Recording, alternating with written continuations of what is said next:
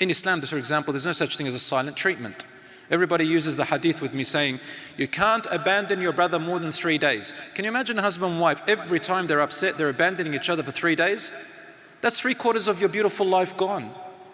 Silent treating each other brings the shaitan and teaches the children to also resort to just running away from their problems.